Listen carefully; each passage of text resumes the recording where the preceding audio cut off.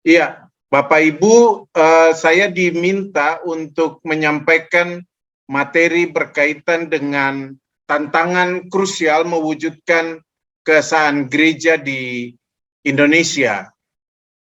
Nah, apa yang saya sampaikan untuk kita malam ini, pokok-pokok pikiran yang saya coba sharekan untuk kita pada malam ini merupakan, ya saya katakan, buah pemikiran juga dari apa yang boleh dikatakan selama 11 tahun saya bersama dengan mahasiswa dan juga teman-teman di sekolah Kentungan itu di Fakultas Teologi Sanata Dharma Kentungan, kami ya katakanlah menggumulkan materi itu.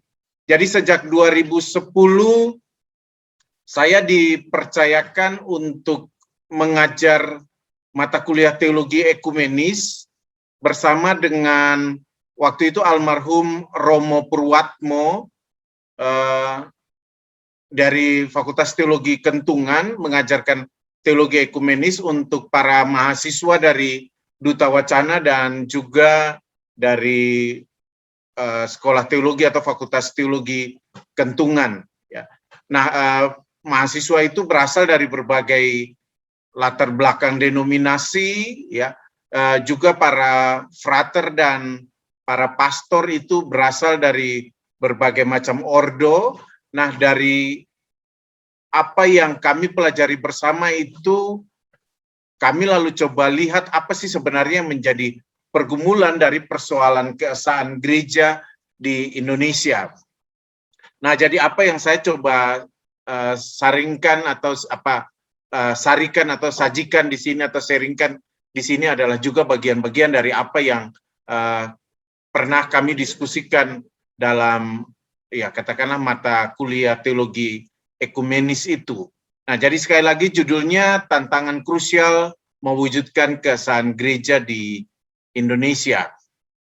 Nah, saya mengajak kita untuk mulai dengan belajar dari, karena dalam kritik-kritik, dalam tanggapan-tanggapan terhadap PGI, terlihat bahwa yang diharapkan adalah PGI lebih banyak mengurusi persoalan-persoalan yang berkaitan dengan gereja, yang berkaitan dengan orang Kristen yang ada di Papua, gitu kan? Karena bagi mereka ini adalah persoalan yang penting dan perlu diperhatikan oleh PGI.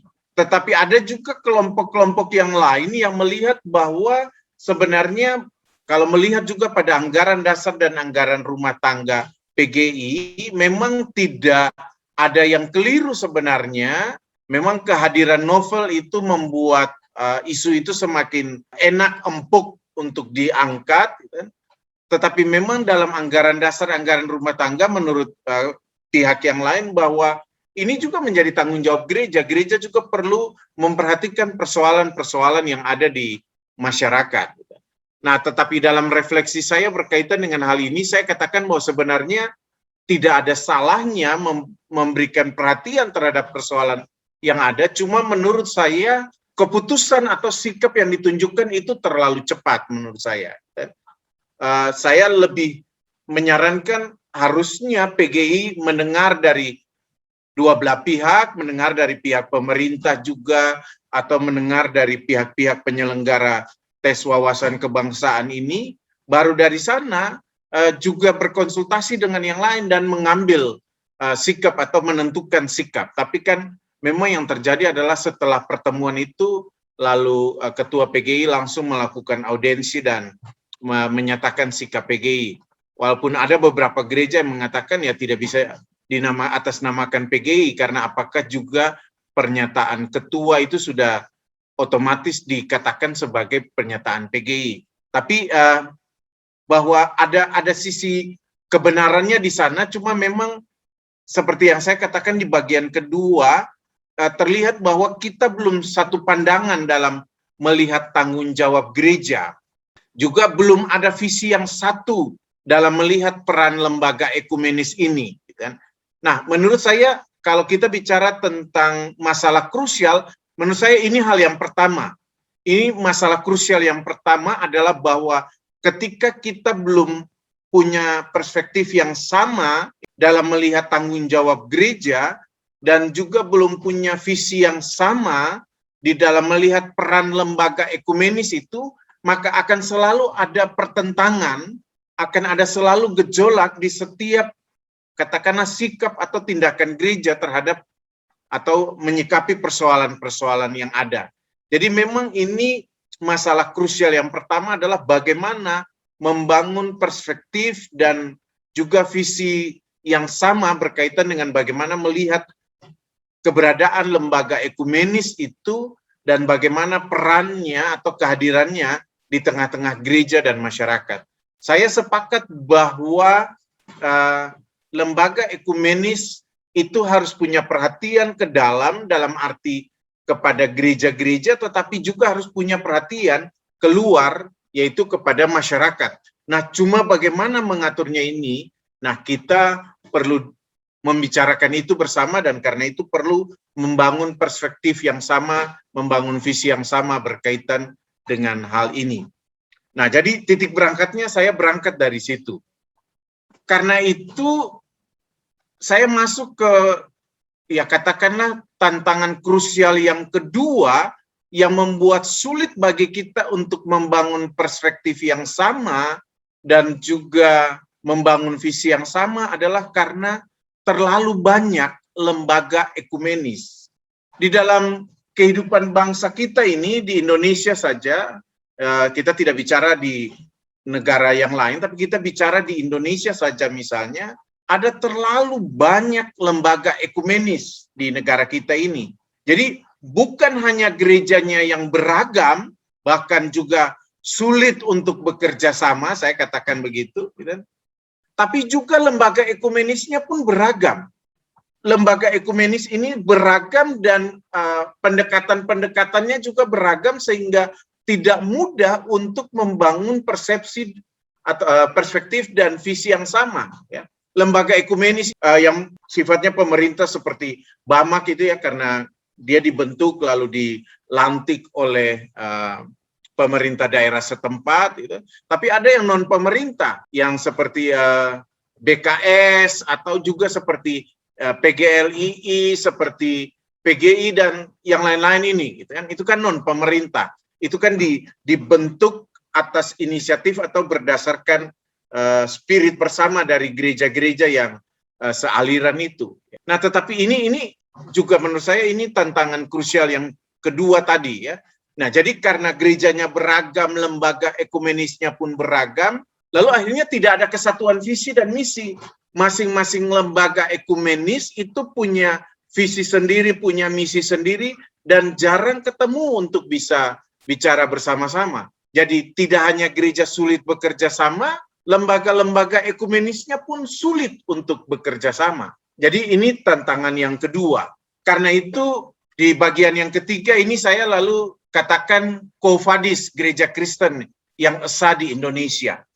Mengapa saya katakan begitu? Karena di awal, ya katakanlah, munculnya gerakan-gerakan ekumenis di Indonesia, terutama yang nanti kemudian mengarah pada pembentukan Dewan Gereja-Gereja di Indonesia dan juga menjadi persekutuan gereja-gereja di Indonesia. Nah, ada satu spirit yang sejak Sultan Gunung Mulia, Yohanes Lemena, mereka punya visi adalah bahwa spirit gerakan ekumenis ini, ya, nanti pada akhirnya akan mengarah kepada pembentukan gereja yang satu di Indonesia yang disebut dengan Gereja Kristen yang esa di Indonesia. Yang saya singkat di sini GKYE di Indonesia. Tetapi tampaknya ini agak sulit juga walaupun segala upaya sudah dilakukan, misalnya dengan pengakuan iman bersama, piagam saling mengakui, atau sekarang jadi dokumen saling mengakui dan saling menerima itu, tapi rasa-rasanya agak sulit, gitu ya. Dan kita belajar bahwa upaya-upaya untuk membangun, katakanlah, gereja yang satu atau keesaan di Indonesia itu sejak awal itu tidak mudah juga. Mungkin ada satu, saya bertanya, mungkinkah ada satu gereja di Indonesia di zaman kolonial, masih di zaman kolonial, kita mungkin ingat ketika Raja Willem di Belanda membentuk atau katakanlah meminta untuk membentuk gereja yang satu yang menampung berbagai macam denominasi, apa yang dikenal dengan de Protestantse Kerk in Nederlands Indie atau gereja Protestan di Indonesia itu, yang awalnya dia merangkul berbagai denominasi. Jadi ada Herform, ada Reform, ada Mennonite, Lutheran, semua masuk di sana. Jadi harusnya kalau gereja ini dia bertahan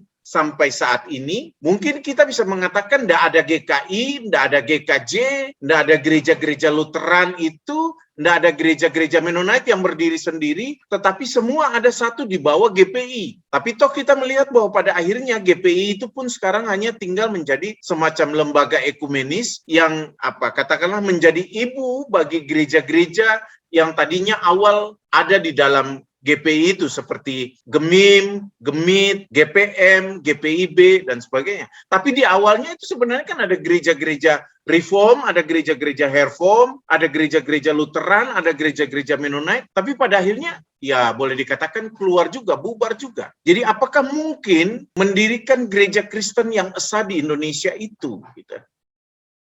Saya katakan gini, kita mungkin kalau piagam saling atau dokumen pengakuan iman bersama itu tidak jadi masalah. Tetapi bagaimana dengan dokumen saling mengakui dan saling menerima yang ada di PGI saja misalnya? Nggak usah bicara tentang lembaga ekumenis, kan kita ini BKS PGI ya. Bicara tentang PGI sendiri saja. Ada dari piagam dari Ambon itu kan dia piagam saling mengakui, saling menerima, lalu kemudian dikembangkan sekarang menjadi salah satu dokumen yaitu saling mengakui dan saling menerima. Itu kan berkaitan dengan menerima baptisan, menerima sidi, tetapi juga menerima pelayan dan pelayanannya. Dengan kata lain kan sebenarnya sederhana begini.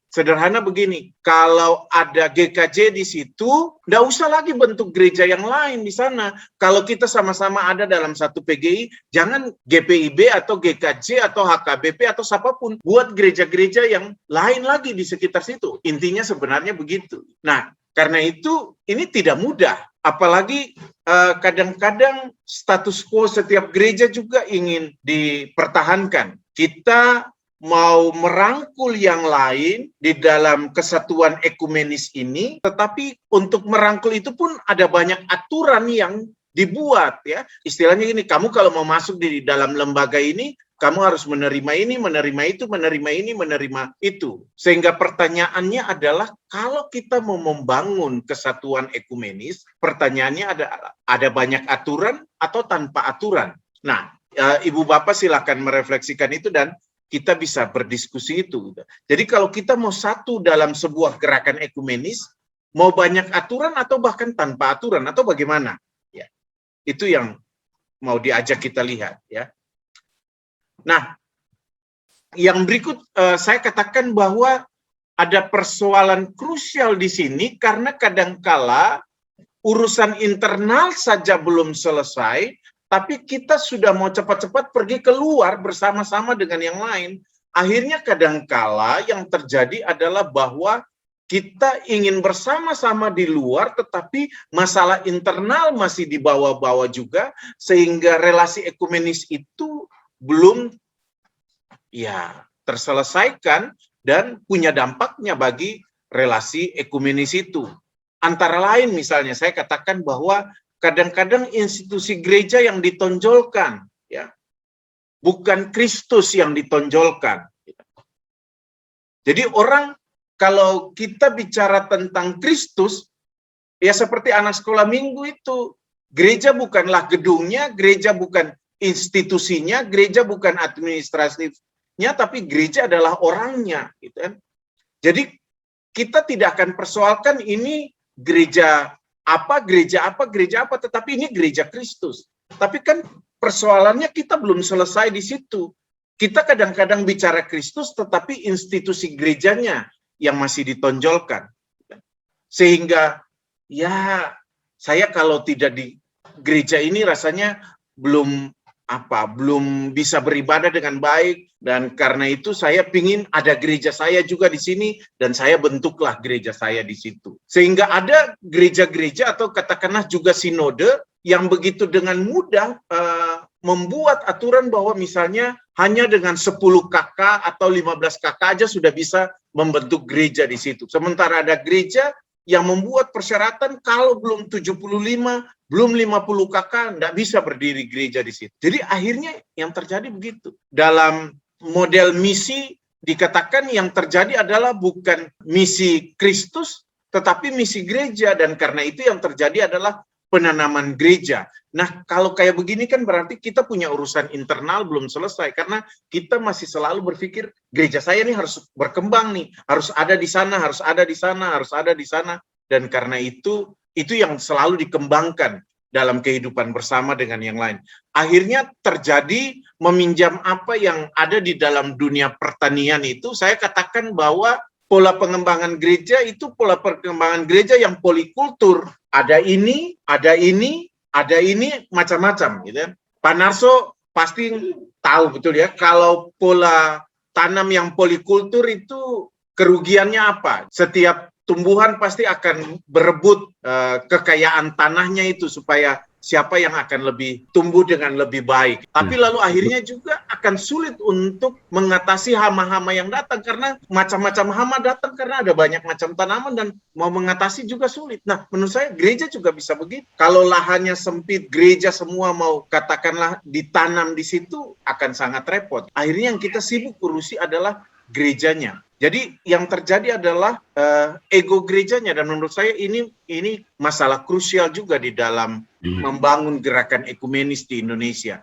Jadi ego gereja, ego lembaga ekumenis juga masih kuat. Dan menurut saya kalau ini terjadi, dan ini juga sudah kita lihat terjadi, dalam catatan sejarah saya katakan bahwa ini sebuah kemunduran berekumene dibanding apa yang sudah pernah diupayakan oleh gereja-gereja di Indonesia lewat kehadiran yang namanya Netherlands Indissendingsbond itu tahun 1881, yang nanti prosesnya terus sampai dengan akhirnya nanti kita lihat hadirnya gerakan ekumenis seperti Dewan Gereja di Indonesia itu. Jadi tahun 1881 Netherlands Indissendingsbond itu sudah dibentuk supaya menolong para pekabar Injil yang ada di Indonesia ini bisa saling berkomunikasi dengan baik supaya wilayah pelayanan ini ditata juga dengan baik. Jadi misalnya kalau sudah ada Netherlands Genootschap di sana, NZV tidak masuk lagi. Atau kalau di sana sudah ada lembaga misi yang satu, jangan lagi lembaga misi yang lain masuk. Di sana sudah ada Mennonite, ya udah Mennonite. Jangan lagi yang Reform atau Herform masuk. Di sana sudah ada yang Lutheran, ya udah di sana Lutheran. Nggak boleh lagi yang lain masuk. Makanya kalau kita lihat awal pembentukan gereja-gereja itu agak jelas, tidak tumpang tindih seperti sekarang. Jadi di mana wilayah di mana ada lembaga-lembaga Herform, gerejanya itu lebih banyak gereja Herform. Gitu. Di mana ada lembaga Reform, ya Reform di situ. Di mana wilayah pelayanannya itu adalah Dobgesin atau Mennonite, ya udah di situlah Mennonite lebih banyak tumbuh, lebih banyak hadir. Jadi ada penataan ya. Jadi kalau tadi saya katakan ada model polikultur, dulu itu lebih pada monokultur. Ya udah ini gitu kan, supaya organisasinya berjalan dengan lebih baik gitu.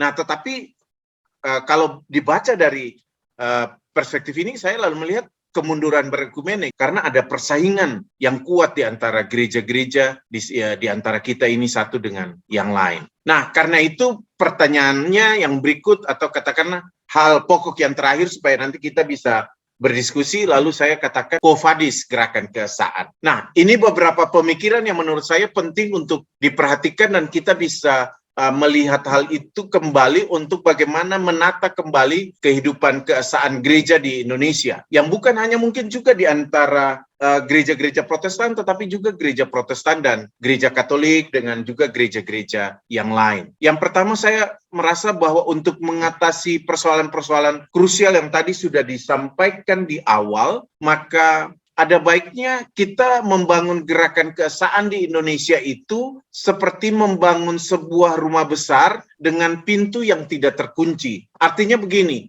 kita membangun sebuah gerakan keesaan di mana setiap lembaga-lembaga itu punya privasi-privasinya, tetapi pintunya itu tidak dikunci sehingga kita mau masuk keluar itu gampang. Kontak relasi itu jadi gampang. Saya membayangkan gereja itu seperti rumah panjang yang ada di Kalimantan. Ada beberapa keluarga yang tinggal di sana, tetapi ada tempat pertemuan, ada relasi yang terus bisa ya katakanlah dibangun satu dengan yang lain ya. Jadi kita tidak seperti rumah tinggal di sebuah kompleks halaman, tetapi semua punya pavilion-pavilionnya sendiri-sendiri sehingga mau masuk ke sana agak sulit, agak tidak mudah juga, agak sungkan dan sebagainya. Tapi kalau kita rumah besar bersama, lalu setiap orang punya ruangan tetapi pintunya tidak terkunci, kadang-kadang kalau mau masuk, kalau ketuk, oh ya silakan buka, ya saya bisa buka. Itu yang terjadi. Nah, yang kedua saya merasa penting membuat sebuah meja bundar, ini mungkin bahasa kiasan, untuk kita bisa lebih banyak duduk dan saling bercerita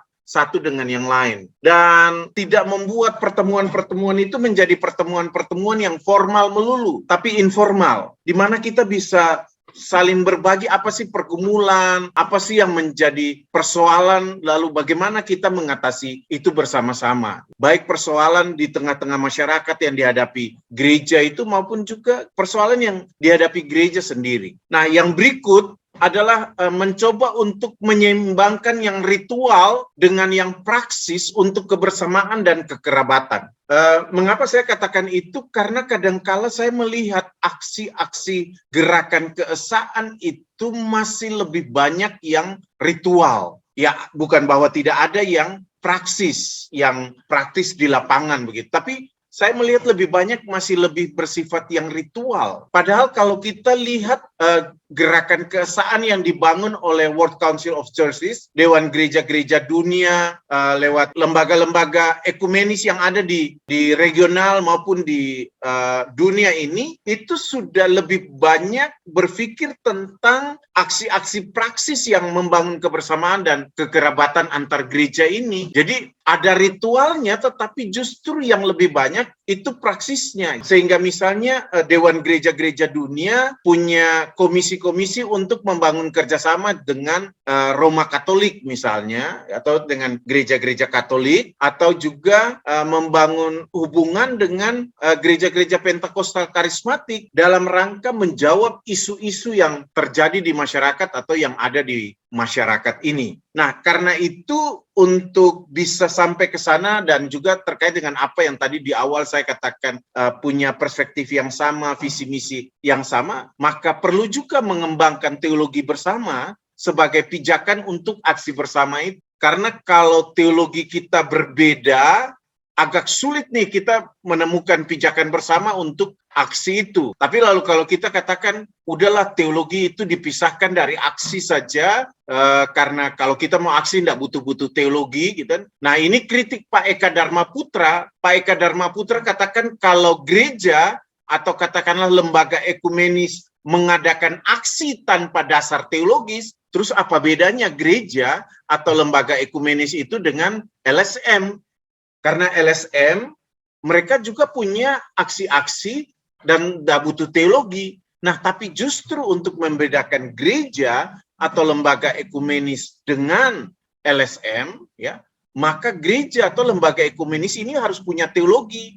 Ya, teologi itu bukan hanya untuk membuat berbeda satu dengan yang lain, tapi teologi itu harus menjadi pijakan bersama untuk melakukan aksi yang ada. Lalu yang terakhir yang menjadi penekanan, menurut saya kita harus lebih banyak bicara tentang misi Kristus, bukan misi gereja. Bahwa misi gereja itu harusnya menjadi misi Kristus, tapi kadangkala kita bisa membuat misi gereja berbeda dengan misi Kristus. Ini terjadi ketika gereja lebih banyak berorientasi pada organisasi atau administrasi.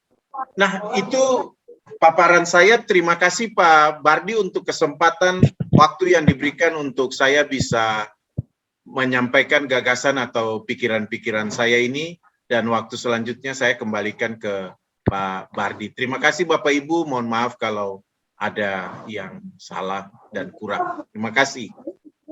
Terima kasih Bapak Pendeta Dr. Yosefi Hanusa. Terima kasih. Kesempatan pertama saya persilakan pada sesepuh kita Bapak Pendeta Harsanto untuk melisankan apa yang sudah dituliskan. Monggo Bapak. Ya, malam.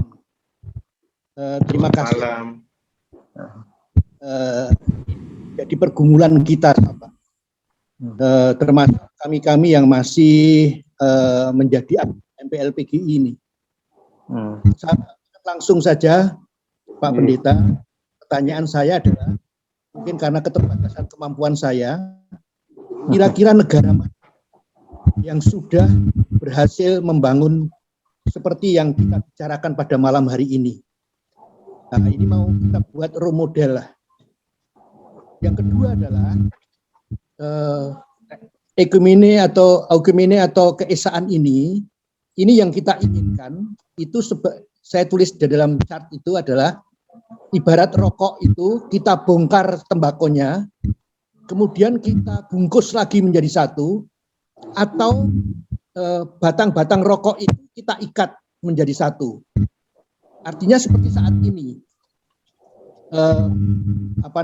adanya Fukri contohnya, di mana Fukri itu di dalamnya ada PGI, PGLLI, PGPI, Gereja Baptis, Bala Keselamatan, KWI,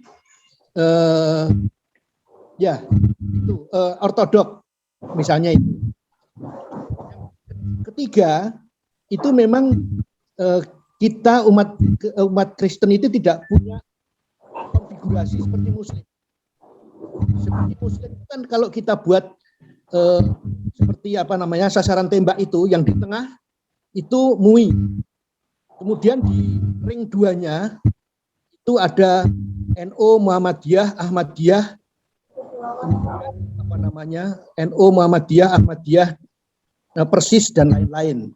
Kemudian ring 3-nya itu partai-partai Islam. Kemudian ring 4-nya itu ormas-ormas Islam. Nah, seperti itu kita juga belum punya. Siapa yang mau di tengah-tengah yang jadi MUI-nya? Kita juga belum bisa menentukan apakah itu PGI, PGLI, PGPI. Demikian, terima kasih. Berikutnya Bapak Pendeta Trisno, monggo Bapak. Baik, terima kasih.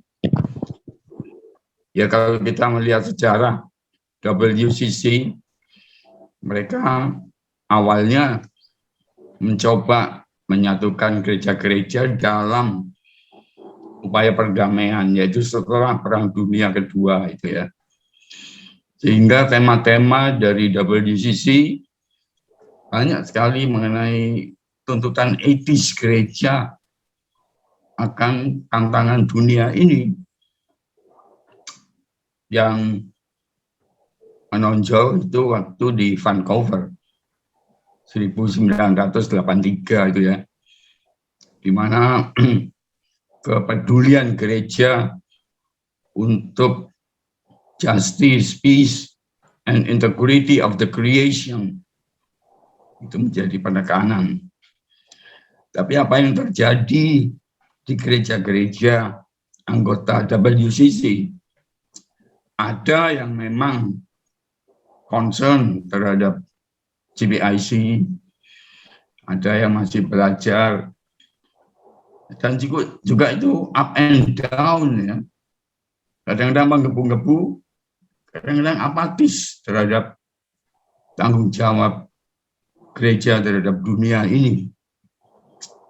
Ya, itu saya rasakan juga di Jerman. Saya ditugaskan untuk bidang ekumene di Gemeindedienst für Weltmission. Jadi misi gereja untuk dunia. Di situ yang dibahas bagaimana gereja anti senjata atom, anti apartheid, dan kegiatannya ya demo, diskusi, demo, ya memang Alkitab juga. Tapi ada satu yang tersambung ya, antara iman, tuntutan etis, dan ortopraksis. Itu yang menyenangkan. Walaupun dalam praksis pun ada banyak konflik antara yang konservatif dengan yang radikal, ya. Antara yang concern dengan yang ya pencitraan saja gitu kan. Nah, saya kira nggak tahu bagaimana gereja-gereja di Indonesia dalam ekumene juga peduli tentang GBIC itu.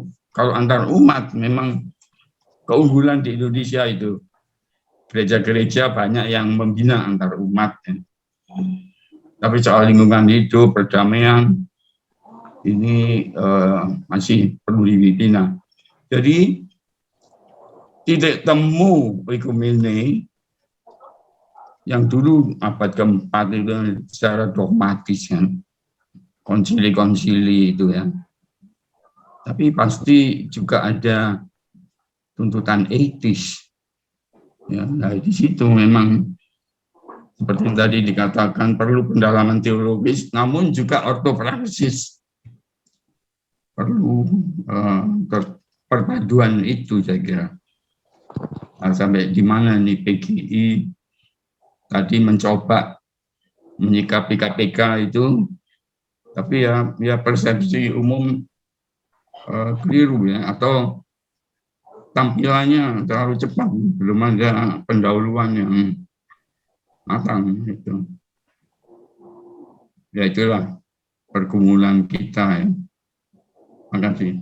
Yang ketiga, Bapak Dr. Kiki Bambang Trenggono, dipersilahkan. Ya, terima kasih. Maaf. Ya, Bapak Ibu, ketika saya disumpah jadi pegawai negeri sipil PNS dulu itu, saya kaget dan heran. Saudara, silakan saudara menempatkan posisi Islam di sana, Katolik di sana, Kristen di sana. Tidak ada Kristen, Baptis, GKJ, GKI, Kristen semua satu, sama. Tidak ada GKI, GKJ, GBI dan sebagainya. Kristen satu. Ya, saya berpikir, oh berarti Kristen ini banyak banget ya. Waktu itu tahun 1986 kalau nggak salah ya. Kemudian saya melihat memang saya tulis di situ to be illusion. Kenapa to be illusion ya? Karena ya kayaknya itu sesuatu yang dicita-citakan atau sesuatu yang khayalan atau sesuatu yang tidak mungkin bisa terjadi atau apalah terselah ya. Itu yang saya pakai istilah to be illusion.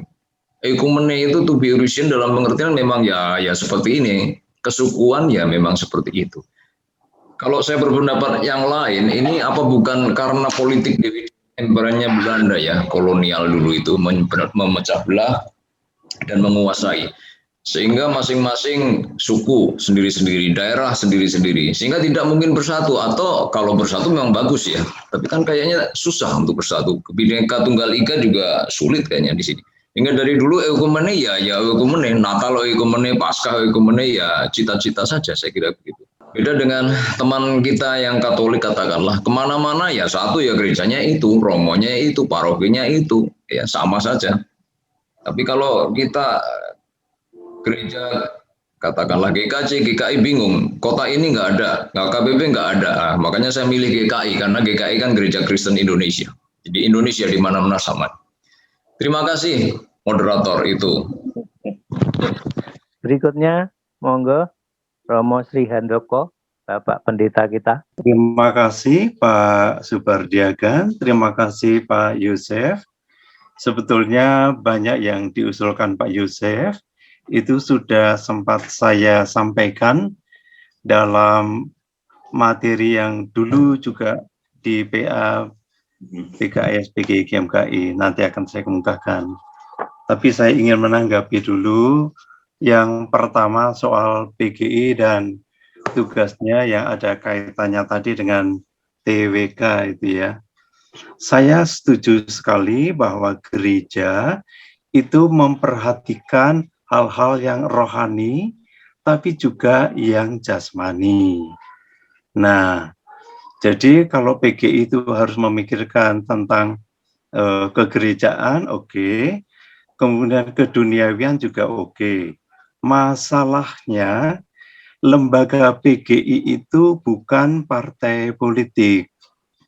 Masalahnya, PGI itu bukan LSM dan juga bukan ormas. PGI itu adalah lembaga kegerejaan yang setara dengan KWI, setara dengan Matakin, setara dengan Parisada Hindu Dharma, setara juga dengan Walubi.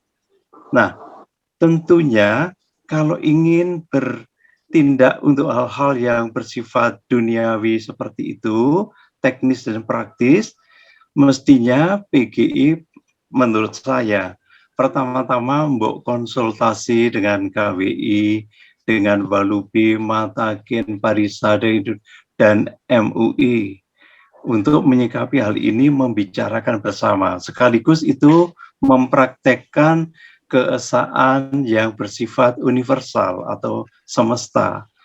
Jangan menangani sendiri, karena memang secara teknis praktis, politik itu politik praktis, dan itu bukan lahannya PGI menurut saya. Itu hal yang pertama mengenai PGI. Lewat saja partai Kristen atau ormas Kristen atau lembaga LSM Kristen yang lain. Kemudian ada pertanyaan tadi, mungkinkah menciptakan satu gereja di Indonesia? Saya ingin menjawab dengan tegas, tidak mungkin. Karena gereja bermacam-macam. Dan kebermacaman sikap itu sudah dimulai dengan murid Tuhan Yesus sendiri. Kita bisa melihatnya pada Matius pasal 20, yang rebutan tempat di kanan dan kiri Tuhan Yesus di sorga. Jadi sebetulnya sikap dari gereja-gereja itu sendiri memang sudah mulai dari sana. Lalu bagaimana kalau tidak mungkin menjadikan satu gereja? Saya setuju dengan gambaran Pak Oce tadi tentang rumah besar di Kalimantan itu ya. Nah, oleh sebab itu saya ingin menggambarkan bahwa keesaan gereja di Indonesia bukanlah unifikasi, mempersatukan semuanya, kalau istilahnya Pak Brigjen tadi, membongkar tembakau, membuat satu rokok yang baru, bukan. Tetapi menghadirkan berbagai macam gereja, berbagai macam lembaga, yang sudah bermacam-macam itu dalam reuni. Jadi keesaan di Indonesia saya pikir kalau realistis bukan unifikasi, melainkan reuni. Dalam reuni itu anggota yang bermacam-macam bisa bertemu tadi dalam satu meja besar, omong-omong macam-macam. Teologi pun tidak masalah, berbicara masalah teologi. Karena itu juga sering kami lakukan di Semarang. Tapi juga yang bersifat praktis, aksi sosial, itu juga sering kami lakukan di Semarang. Antara kami dengan Keuskupan Agung Semarang menangani masalah bantuan untuk orang-orang yang menderita. Itu bersama-sama bisa. Lalu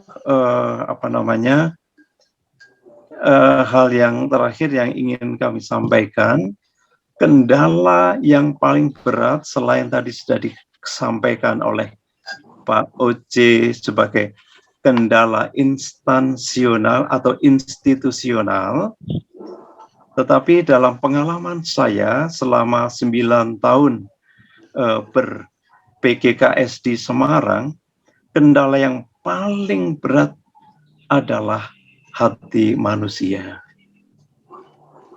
Jadi tantangan yang paling berat adalah sikap manusia sendiri. Kalau beberapa waktu yang lalu saya menyebutkan ada 4 self-justification, self-glorification, self-need fulfillment, dan self-winningment. Itu yang menyebabkan adalah hati manusia yang sangat egoistis dan egosentristis. Itu yang membuat mereka mengatakan right or wrong my church, right or wrong my ormas, right or wrong my lembaga. Pokoknya lembaganya itu salah atau benar enggak masalah. Yang penting lembagaku harus menang, lembagaku harus mulia, lembagaku harus kuat, lembagaku harus dianggap benar, gerejaku juga begitu, kelompokku juga begitu. Jadi kendala yang paling berat adalah hati manusia yang tidak mengasihi. Jadi selama tidak ada pertobatan hati manusia itu nampaknya cita-cita ekumenika itu masih jauh panggang dari api. Nah, oleh sebab itu kita harus mulai dengan pertobatan.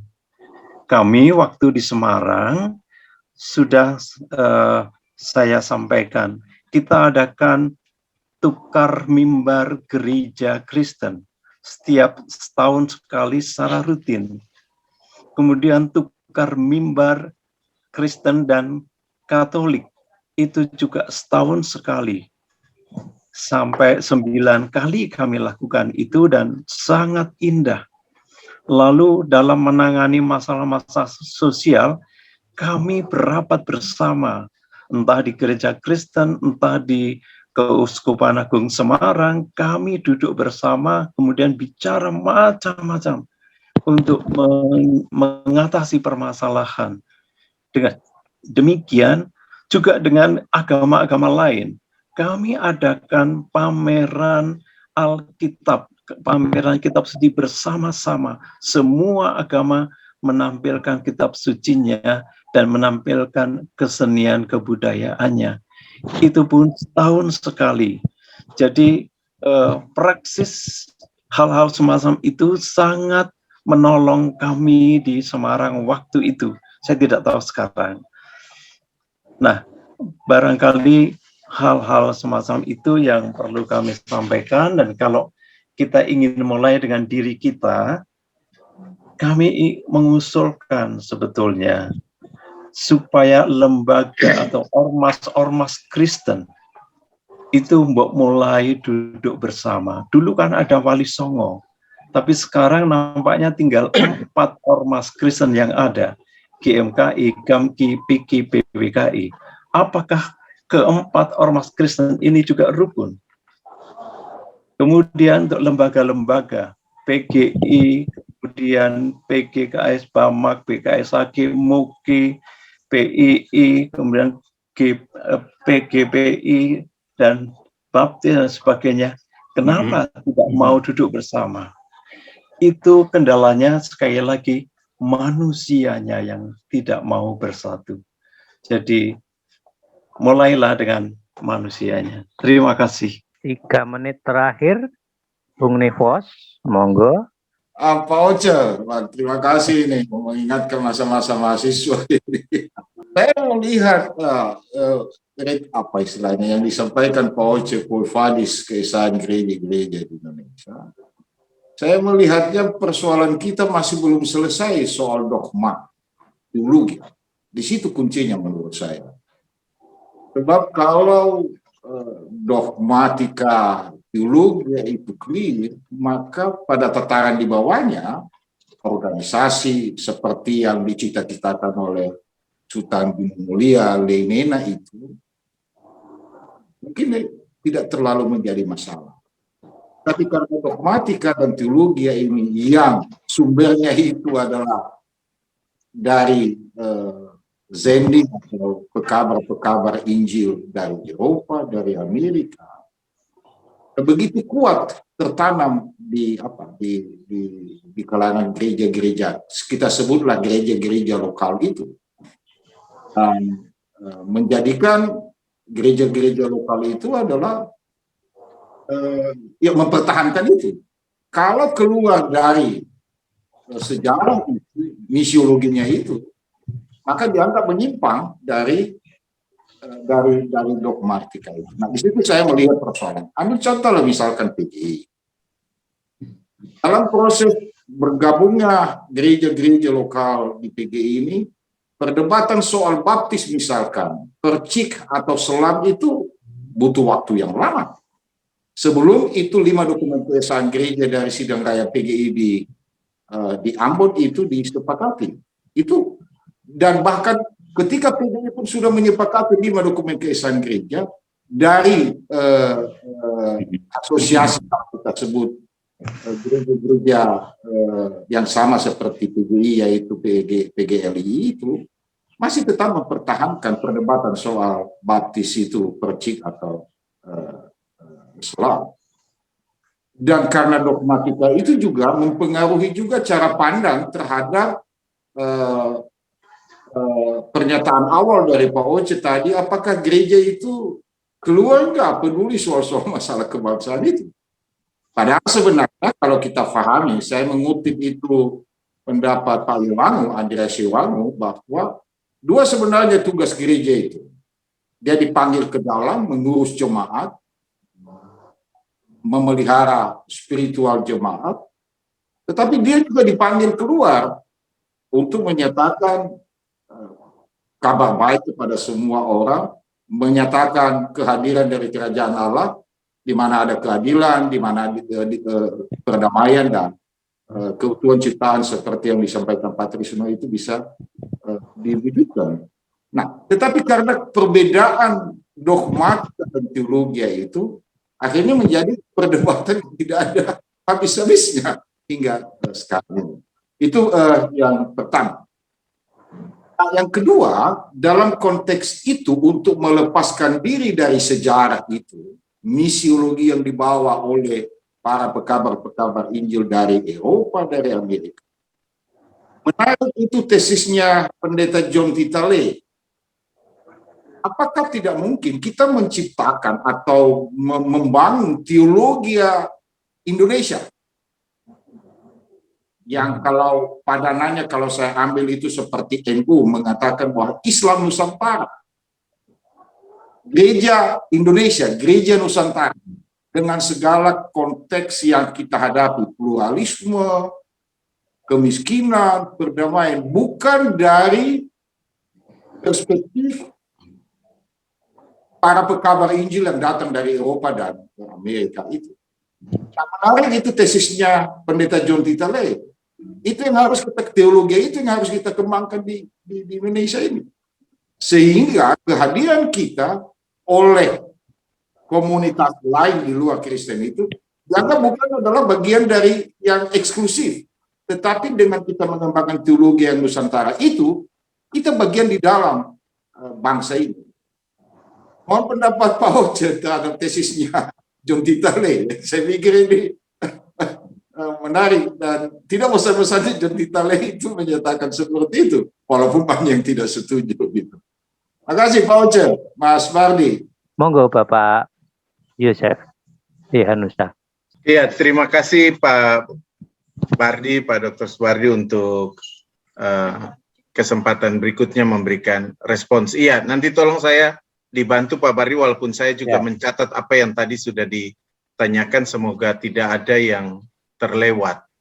Iya, saya mulai dengan apa yang disampaikan oleh Pak Harsanto. Betul Pak, terima kasih untuk apa yang juga sudah menjadi catatan-catatan untuk kita. Memang tidak mudah untuk menemukan contoh negara mana yang sudah berhasil membangun keesaan gereja itu. Mengapa saya katakan itu? Karena kalau saya misalnya melihat sendiri pengalaman saya selama 5 tahun lebih di Jerman itu, mungkin Pak Trisno juga bisa nanti bercerita. Dan pengalaman saya di sana misalnya lembaga-lembaga keesaan di sana itu tidak serumit yang ada di Indonesia ini. Di Indonesia ini kan lembaga keesaannya sangat banyak sekali dan semua diterima oleh pemerintah, semua diakui dan semua eksis dengan katakanlah punya pengaruhnya masing-masing. Gitu kan. Yang tadi saya katakan, ada yang non pemerintah yang dibangun atau katakanlah didirikan oleh gereja-gereja sealiran, sedenominasi itu, tapi ada yang juga didirikan oleh gereja-gereja dalam kerangka kerjasama antar gereja-gereja, juga bahkan oleh negara itu tadi seperti Bamak itu.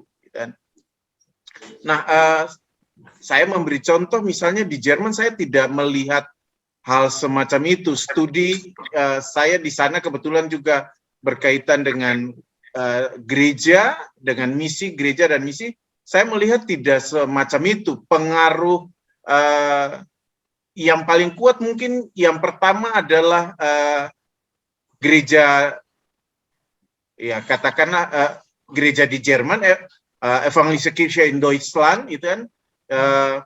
Tapi lalu mungkin yang kedua yang ini di samping Katolik gitu ya, lalu gereja-gereja Lutheran, gitu kan. Gereja-gereja yang lain itu tidak terlalu begitu besar pengaruhnya, ya ada. Yang sangat terasa itu mungkin nanti kalau kita bisa lihat bagaimana kehadiran mereka dan kita lalu lihat sampai sejauh mana peran mereka itu, saya amati mungkin Patris juga tahu itu ketika berlangsung apa yang dinamakan dengan Kirchentag itu, gitu kan. Nah, ketika di Kirchentag, gitu kan, lalu kita memang bisa melihat bahwa ada banyak gereja, tetapi banyak gereja itu mereka hadir dalam kebersamaan, gitu kan. Di dalam yang namanya, katakanlah semacam, kalau kita, istilah sepadannya itu apa kira-kira, pameran gereja-gereja gitulah kira-kira. Pameran gereja-gereja di Jerman gitu. Lalu ada berbagai macam denominasi datang, tapi yang menarik adalah bahwa kehadiran mereka di sana tidak untuk memperlihatkan ritual mereka apa saja gitu. Tidak hanya untuk memperlihatkan mereka tradisi beribadahnya apa saja, tetapi yang menarik adalah untuk memperlihatkan aksi-aksi sosial mereka itu sudah seperti apa, gitu.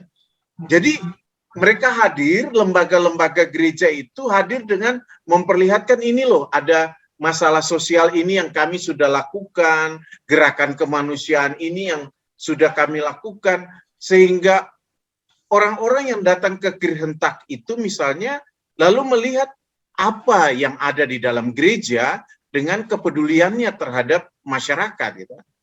Sementara orang tidak terlalu melihat ketegangan-ketegangan yang ada di antara gereja satu dengan yang lain. Ya paling ketegangannya yang terjadi itu ya tidak banyak orang muda pergi ke gereja aja gitu.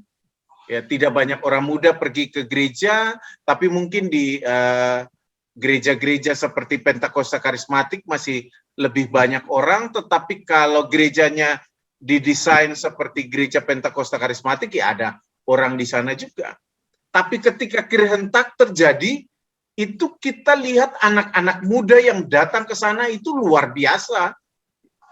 Itu bahkan sampai hanya membawa katakanlah kantong tidur, lalu mencari tempat penginapan atau apa yang ada disewakan di sana, gedung penginapan itu, lalu di gedung untuk tempat menginap, lalu udah dengan kantong tidur itu mereka tinggal di sana selama seminggu untuk ikut ambil bagian dalam kegiatan-kegiatan yang ada. Orang-orang muda yang luar biasa banyaknya.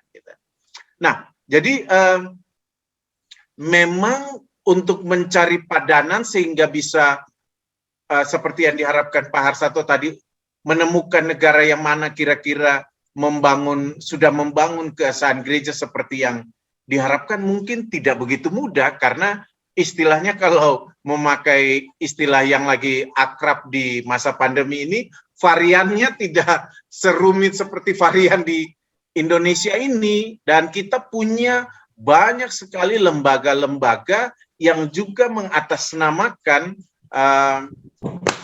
katakanlah kelompok-kelompok Kristen yang ada di Indonesia ini, gitu kan.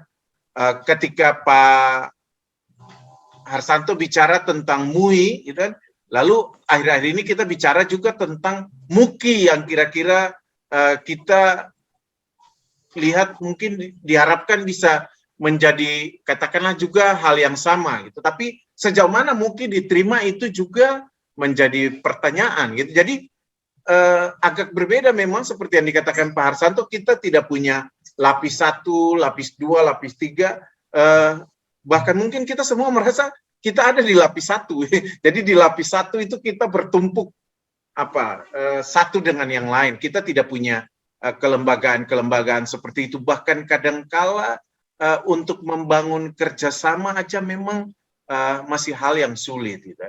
Ini sedikit sharing bukan curhat begitu. Bukan curhat begitu. Saya itu kebetulan saat ini dipercayakan menjadi ketua YMCA untuk Yogyakarta. Nah, saya sadar betul YMCA itu tidak punya sekretariat, YMCA itu tidak punya gedung, tidak punya tempat untuk bisa berkoordinasi.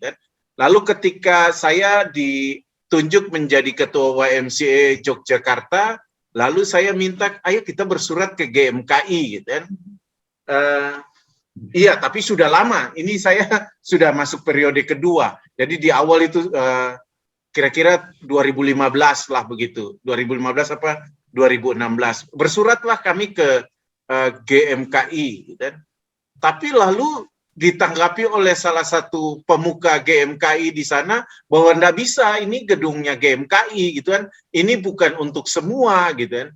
Jadi lalu saya katakan, oh berarti gedung yang kosong itu tidak bisa kita pakai untuk sekretariat bersama ya, ya nggak bisa, ini punya GMKI. Nah itu saja menurut saya, ini salah satu contoh betapa bahwa untuk bisa membangun kebersamaan, kerjasama, ya memanfaatkan aset yang ada untuk koordinasi kebersamaan kita juga hal yang sulit gitu kan.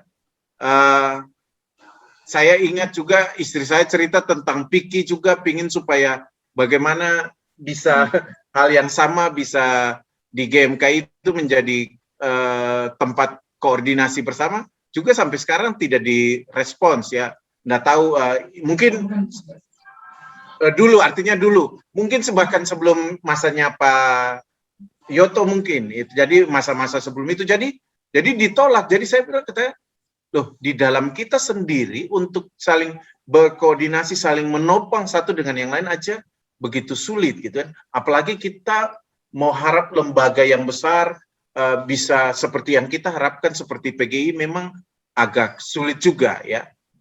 Jadi apa yang disampaikan Pak Harsanto, lalu kalau begitu kita harus bagaimana? Apakah kita harus membuat dia seperti rokok yang dibongkar, ya tembakonya kemudian kita bungkus menjadi satu, ya atau beberapa batang kita bongkar?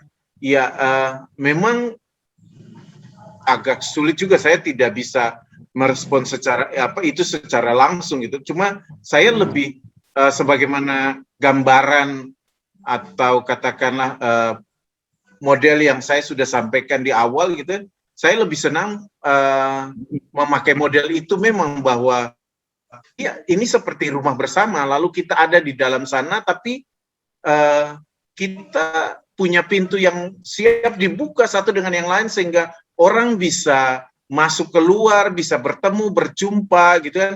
Karena tidak ada struktur-struktur yang kaku, pola-pola yang kaku yang membuat kita mau masuk aja susah, mau berinteraksi saja susah. Itu menurut saya jika kita punya pola-pola semacam itu. Dan menjawab apa yang tadi juga ditanyakan oleh Pak Trisno berkaitan dengan titik temu dogmatis, etis, eklesiologis, ortopraksis, itu menurut saya yang lebih urgen sebenarnya di saat ini adalah yang etis itu gitu kan. Saya lebih setuju bahwa dia dimulai dengan etis, karena etis itu menolong kita untuk pertama-tama berjumpa dulu gitu kan. Iya. Etis itu menolong kita untuk pertama-tama berjumpa. Kalau kita bisa berjumpa lalu kemudian membangun relasi yang baik gitu kan, lalu kita bisa membicarakan apa yang dogmatis yang tadi juga dikritisi oleh Pak Nevo, supaya yang dogmatis itu memudahkan kita untuk melakukan yang ortopraksis itu gitu kan. Karena kalau enggak, yang dogmatis itu bisa menghalangi kita untuk melakukan ortopraksis ya. Karena kalau enggak, jangan-jangan kita sudah mendesain, tapi akhirnya jalannya sendiri-sendiri lagi. Ya. WCC di dalam timnya itu ya, Faith and Order, yang kemudian bekerja sama dengan teman-teman Roma Katolik yang berhasil menghasilkan dokumen 5, ya, dokumen baptisan Eucharistia Ministry itu, BEM itu, ya, itu pun walaupun sudah disepakati bersama, tetapi hanya 2 hal saja yang bisa dilakukan secara bersama-sama, walaupun satu itu pun juga masih agak jadi diskusi panjang, ya. Jadi dari baptisan, ekaristi, dan ministry atau pelayanan, ya, baptisan oke, tidak terlalu jadi masalah, bisa diterima, tapi ekaristi ya masih ada pembeda-pembeda juga, gitu. Apalagi di ministry juga karena ada batasan-batasan tertentu di kalangan Katolik dengan di kalangan Protestan membuat berbeda, gitu. Dalam diskusi-diskusi di kuliah teologi ekumenis misalnya, ya teman-teman frater Romo itu mereka katakan ya kami bisa dengan gampang mudah datang ke penabisan pendeta di gereja Protestan lalu disuruh maju tumpang tangan, enggak masalah, gitu kan. Tapi di Katolik nggak bisa, gitu kan. Nggak bisa kita ngundang pendeta, lalu pendeta datang ada penabisan frater jadi Romo lalu ikut tumpang tangan, nggak bisa. Wong di Katolik juga terbatas, siapa yang diberi hak itu pun juga terbatas. Jadi untuk khotbah pun juga ya masih dilihat-lihat juga, kadang-kadang lebih mudah, mereka sendiri mengakui bahwa kadang-kadang lebih mudah seorang Romo berkhotbah di mimbar gereja Protestan ketimbang seorang pendeta berkhotbah di mimbar Katolik, gitu. Masih tidak semudah itu. Walaupun itu sudah terjadi juga, ada beberapa yang terjadi. Bahkan mereka guyon, jangankan pendeta mau khotbah di mimbarnya Katolik, suster aja diberikan kesempatan untuk berkhotbah aja belum tentu diberi. Jadi kadang-kadang ini yang terjadi juga, sehingga betul sepakat juga dengan apa yang dikatakan oleh Pak Nevos tadi, bahwa memang kita masih dipengaruhi oleh dogma atau ajaran masa lalu itu yang masih sangat kuat, gitu kan, dan kita kurang bisa mengembangkan itu yang lebih mengarah pada bagaimana kita sungguh-sungguh menghadirkan gereja itu sebagai gereja di Indonesia, sehingga kita bisa bertemu satu dengan yang lain dan tidak ada dogma yang membatasi perjumpaan kita. Ya betul, sepakat saja bahwa bisa saja kita seperti apa yang dikatakan Pak John Titalai, bahwa kita bisa menciptakan teologi di Indonesia, ya. Tetapi memang sama seperti Islam Nusantara, ya tidak mudah juga, karena Islam Nusantara itu versinya NU, Muhammadiyah punya versi yang berbeda lagi, gitu. Dan tidak merasa bahwa itu ya sama persis juga, gitu. Nah, tapi toh pun kalau kita mau menciptakan teologi di Indonesia, kita perlu duduk bersama juga, gitu, menurut saya. Kita perlu duduk bersama untuk membicarakan itu, supaya tidak pada nanti di suatu waktu mengatakan, loh itu kan teologi yang dibangun oleh kelompok-kelompok di dalam lingkungan PGI, atau itu kan yang dibangun di PGLII, atau itu kan yang dibangun oleh teman-teman gereja baptis misalnya, kan bukan yang kami. Jadi akhirnya kembali lagi melihat, oh itu yang sana punya, bukan punya kami, dan karena itu tidak ada urusan apa-apa dengan tempat kami. Jadi ini yang harus dilihat. Tapi sepakat juga bahwa kalau yang dibangun adalah teologi Indonesia, itu artinya orientasinya pada Indonesia. Dengan begitu kita tidak hanya terpanggil ke dalam saja, sibuk dengan apa yang dari tadi saya katakan sebagai urusan internal, urusan organisatoris, administratif ke dalam saja, tapi kita juga akan keluar, karena agak aneh juga kalau disebut teologi Indonesia, tetapi dia tidak memberikan perhatian pada tantangan-tantangan hidup di tengah-tengah Indonesia ini. Jadi menurut saya itu yang harus diperhatikan. Nah, kembali lagi kepada apa yang dikatakan Pak Kris, betul, gitu kan. Saya lebih senang dengan apa yang juga tadi sudah Pak Kris katakan bahwa memang betul ortopraksisnya harus tetap menjadi lebih banyak titik temunya di sana gitu kan. Sebagaimana apa yang dilakukan oleh misalnya WCC, oleh CCA, oleh World Council of Reformed Churches itu gitu kan. Jadi mereka kan sudah membagi pola-pola bidang-bidang kerja mereka, dan teologi itu kan cuma hanya satu, yang lain itu ada banyak bidangnya ya, ada yang peace, ada yang soal ekologi, ada yang soal humanity, jadi udah macam-macam. Yang teologi, yang church itu cuma hanya satu bagian aja, bahkan di dalamnya ada ekumenisme juga gitu. Tetapi yang lain itu malah lebih banyak, ekologi, humanisme, lalu macam-macam lah. Justru banyak bidang yang mereka urusi gitu kan. Nah, menurut saya kita pun juga begitu gitu. Saya memang harus akui bahwa tidak terlalu banyak berkecimpung di dalam PGI ya, jadi tidak tahu gitu kan. Website PGI pun juga tidak terlalu informatif seperti kalau misalnya WCC. Di WCC itu saya mau searching apa saja, mau cari informasi apa saja gitu, saya bisa temui di sana, sehingga saya bisa belajar lebih banyak di dalam atau melalui website WCC itu ya. Tapi kalau PGI itu tidak terlalu informatif menurut saya. Mungkin saya keliru, Pak Harsanto bisa mungkin membantu juga gitu. Tapi menurut saya websitenya PGI tidak terlalu informatif untuk memberikan kita informasi apa yang bisa kita pelajari lebih jauh tentang PGI, hasil-hasilnya, dokumen-dokumennya ya.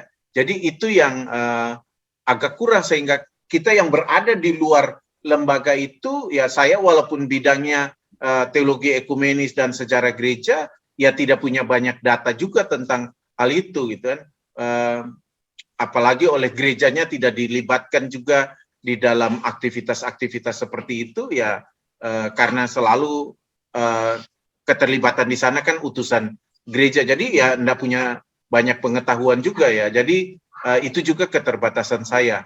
Nah, betul Pak Bambang, kalau di pemerintahan itu kan lebih banyak mereka melihatnya cuma hanya Kristen dan Katolik gitu kan, Kristen dan Katolik ya. Jadi tidak ada pikiran-pikiran perbedaan macam-macam seperti apa yang ada yang kita pikirkan itu ya. Ada Baptis, ada Lutheran, ada ya pokoknya kita masih punya bagian-bagian tersendiri. Bagi mereka ya cuma hanya Katolik atau Kristen gitu kan. Sehingga misalnya kalau pelantikan pejabat ya diambil dari gereja satu ya buat semua Kristen gitu. Tidak yang Baptis sendiri, yang Lutheran sendiri, yang GKI sendiri, enggak ada, semua jadi satu ya. Iya, mungkin bisa seperti apa yang dikatakan Pak Bambang bahwa dia hanya ilusi, tetapi maksud saya ilusi itu jangan dibatasi pada bahwa dia tidak bisa diwujudkan sebagai sesuatu yang satu. Kalau memang itu ya mungkin betul dia akan jadi ilusi, tetapi kita bisa satu di dalam sebuah gerakan bersama, dan menurut saya itulah ekumene gitu kan. Karena menurut saya kalau ekumene itu pada akhirnya mengarah pada gereja yang satu, menurut saya tidak ada lagi ekumene gitu kan. Karena ekumene itu justru ada karena kesadaran bahwa kita itu beragam dan kita mau hidup bersama-sama di dalam rumah yang satu itu gitu kan. Sebagaimana latar belakang sejarah istilah ekumenisme itu sendiri atau oikumene itu sendiri gitu kan. Jadi kalau pada akhirnya kita jadi gereja yang satu, menurut saya hilanglah ekumene itu gitu kan. Justru karena kita berbeda ada ekumene. Kalau kita sudah jadi satu tidak ada ekumene lagi. Dan betul juga saya sepakat dengan apa yang dikatakan Pak Sri bahwa justru sejak awal gereja itu sudah berbeda gitu. Sudah ada berbagai perbedaan, sudah ada berbagai keanekaragaman dalam kekristenan itu, dan kita tidak bisa membendung dia dan mengarahkan dia pada satu kesatuan. Tapi ya memang sepakat juga dengan apa yang dikatakan Pak Sri bahwa, dan yang tadi juga sudah saya singgung banyak, bahwa ego itu, ego pimpinan, ego gereja yang sebenarnya ada pada pimpinan, dan pimpinan itu ya manusia gitu. kadang-kadang sadar atau tidak di gereja juga bisa terjadi sama seperti di pemerintahan, bisa jadi pemimpin gereja, bisa juga jadi berganti visinya gitu. Berganti apa yang menjadi misinya, walaupun gerejanya punya visi dan misi gitu. Tapi kadang-kadang pemimpinnya juga mau harus yang begini, harus begitu dan sebagainya gitu. Jadi kadang-kadang kita juga berhadapan dengan pemimpin-pemimpin yang ya juga punya dalam tanda kutip dalam arti netral gitu. Saya tidak terlalu melihat dia dalam arti negatif gitu. Kepentingan-kepentingan yang mereka bawa yang bagi mereka itu demi gerejanya juga gitu. Nah, karena itu sepakat dengan teman-teman semua, dengan Bapak Ibu semua atau dengan Bapak-bapak yang tadi sudah bertanya, ya memang duduk bersama itu menjadi sesuatu yang penting untuk membicarakan bagaimana kita bisa berkarya bersama-sama sebagai gereja, ya, supaya perbedaan-perbedaan pendapat, kesalahpahaman itu bisa kita minimalisasi. Gitu. Itu Pak Bardi, respon saya terhadap pertanyaan kelima Bapak tadi. Semoga semua sudah tercakup di sana. Makasih. Iya, ini ada satu variabel yang tadi disebut variabel warisan penjajah oleh Pak Dr. Gigi Bambang, pemecah belah. Sehingga kita tidak bersatu, ini bagaimana Pak Pendeta Yosef? Iya, sebenarnya menurut saya spirit itu saja yang masih ada, tetapi sebenarnya secara dogma, secara teologi kita sudah banyak berkembang, gitu kan? Cuma menurut saya kadang-kadang ego kelompok itu yang masih kuat, gitu.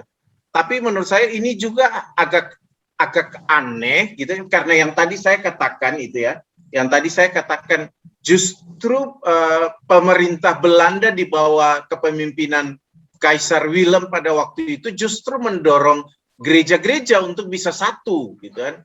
Walaupun pada akhirnya gereja-gereja merasa bahwa kami tidak bisa satu, ya, karena itu yang tadinya di dalamnya ada Reform, ada Reform, ada Mennonite, ya, ada Lutheran di sana. Akhirnya ya masing-masing saya katakan keluar cari jalannya sendiri-sendiri, dan yang tinggal di sana hanya kelompok Reform saja. Yang lalu dari sana lahirlah Gemit, Gemim, GPM, GPIB, yaitu. Sementara yang Reform dan juga di bawah pengaruh misi yang lain, ya sudah berdiri sendiri dan menghasilkan ya seperti ada GKI, ada GKJ, ada GKS, ya. Lalu nanti ada Mennonite punya hasil misi yang melahirkan GKMI, GITJ, ya, dan lain-lainnya gitu. Jadi dari sejarah kolonial itu sendiri sebenarnya spirit keesaan itu didorong, tetapi memang gereja-gereja merasa bahwa kita tidak bisa bergabung dalam satu wadah kesatuan itu gitu. Nah, yang saya khawatirkan adalah bahwa spirit itu yang kemudian dihidupi, gitu. Saya mungkin bisa keliru, gitu.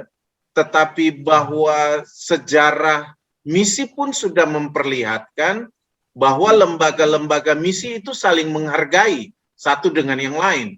Tidak ada upaya untuk tumpang tindih, tidak ada upaya untuk katakanlah mengambil wilayah-wilayah pekabaran Injil dari kelompok satu dengan kelompok yang lain. Tetapi saya tidak tahu, jangan-jangan malah ini justru berkembang dari perasaan kita ini kan orang merdeka ini tidak usah diatur-atur gitu kan.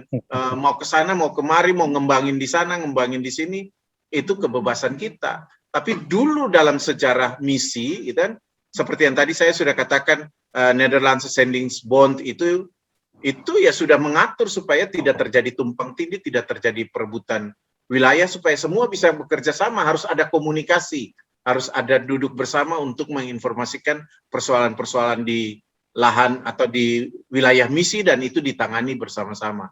Begitu Pak Bardi. Terima kasih. Ya, terima kasih. Monggo, Om Sigit Wijayanto WSD dari Surakarta. Baik, terima kasih Mas Bardi. Mungkin yang perlu kita cari saat ini, kalau tadi sudah dikatakan dalam sesi pertama bahwa kita memang beragam dalam teologi, histori, dan lain sebagainya, tapi sebetulnya titik temu, dan sebetulnya titik temu itu ada pada keterpanggilan bersama.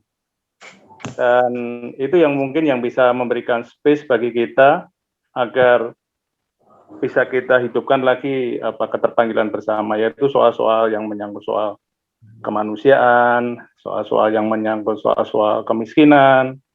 Karena di pihak antar iman sendiri, kalau kita bekerja bersama, misalkan di kami di Humanitarian Forum Indonesia itu titik temunya gitu loh. Dan itu yang belum kita garap di Indonesia. Kalau kita lihat sebetulnya kita ini kan minoritas, tetapi mayoritas adalah jemaat-jemaat yang sangat miskin. Dan tetap saja jemaat-jemaat besar itu tidak pernah puas untuk memikirkan jemaatnya sendiri. Nah, ini yang mungkin adalah space yang harus kita bangun. Tapi kita lupakanlah, mau berbeda teologi macam apapun silahkan saja. Tapi ada suatu space kebersamaan yang harus kita lihat bersama. Dan yang kedua, saya kira konteks ekumene sekarang di masa pandemi ini berubah karena jemaat-jemaat yang offline, jemaat sekarang berubah menjadi jemaat-jemaat virtual, lintas jemaat gitu loh. Kalau saya suka di khotbahnya gereja ini, saya ke gereja situ, berpersembahan di situ. Dan ini harus kita lihat gitu loh. Sehingga saya kira kita harus mencari titik-titik kebersamaan itu, karena kenapa harus demikian? Karena itu yang menjadi dogma kita, panggilan kita. Dan ada nyata di depan kita bahwa memang kita belum berekumene, karena masih membiarkan saudara-saudara kita, jemaat-jemaat kita yang miskin. Bahkan kalau misalkan jemaat-jemaat kita yang teraniaya misalkan, tidak pernah kita merasa bahwa itu adalah bagian dari kita. Dia kan gereja lain dan lain sebagainya. Coba kita lihat misalkan teman-teman kita yang muslim. Ada satu masjid lah, entah masjid aliran apa, semuanya bergerak semuanya gitu. Ada suatu jemaat wilayah mana yang katakanlah ada masjid atau komunitas muslim yang sedang menghadapi penderitaan, semuanya bergerak gitu. Nah, itu saya kira tantangan ekumene yang ada di depan mata kita. Nah, sekarang pertanyaannya adalah siapa yang akan memulai dan organisasinya mana? Nah, seharusnya seperti PGI jangan berpusing-pusing mikirkan yang aneh-aneh, tapi yang ada di depan mata kita. Saya kira itu tambahan sedikit. Mohon maaf ini pertanyaan atau bagaimana, saya kurang tahu. Mas Bardi. Berikutnya Om Omri, dipersilakan Om Omri. Terima kasih Mas Bardi. Saya berpikir bahwa ke depan mungkin akan muncul banyak aliran-aliran dari gereja-gereja yang bisa saja tidak masuk di dalam PGI, PII, atau KWI. Bisa saja itu terjadi dengan bebasnya. Karena menurut pendapat saya, yang memiliki otoritas izin daripada gereja-gereja tersebut, saya kira bukan lembaga-lembaga yang ada ini, tetapi bisa saja pemerintah, mereka minta izin dari pemerintah, lalu keluarlah izin itu. Sebetulnya yang memiliki otoritas itu siapa sebetulnya? Apakah lembaga ini sudah diberi kewenangan untuk merekomendasikan aliran-aliran atau gereja-gereja tersebut dapat beroperasi di Indonesia? Saya masih ingat di Malang pada beberapa waktu lalu, Saksi Yehova ingin mendirikan gereja, tetapi kalau tidak salah oleh Bambang Nursena sempat membantah bahwa itu bukan gereja, tidak bisa membawa nama gereja. Kemudian wali kota waktu itu akhirnya membatalkan atau tidak memberi izin untuk mendirikan dengan nama gereja. Nah, yang saya mau tanyakan, apakah PGI atau lembaga-lembaga ini dapat bersatu untuk meminta kepada pemerintah otoritas pendirian gereja baru itu harus mendapat rekomendasi dari lembaga-lembaga ini. Memang lembaga-lembaga ini mestinya membentuk satu forum yang dapat menentukan syarat-syarat pendirian gereja di Indonesia. Tetapi bagaimana dengan hak asasi? Nah, ini juga saya juga nggak paham. Nah, ini yang saya ingin tanyakan, karena di dalam gereja kami, gereja Isa Al-Masih sendiri, sempat terjadi dua macam aliran ya, yang ada yang membawa nama YHWH, aliran YHWH. Nah, waktu itu saya sempat bertemu dengan waktu itu Pak Supardan, ketua Lembaga Alkitab Indonesia.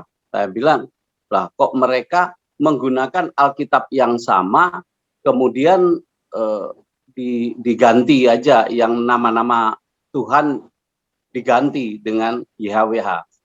Nah, kemudian kalau tidak salah waktu itu sempat dari LAI sempat mengadakan tuntutan, akhirnya mereka membuat Alkitab sendiri.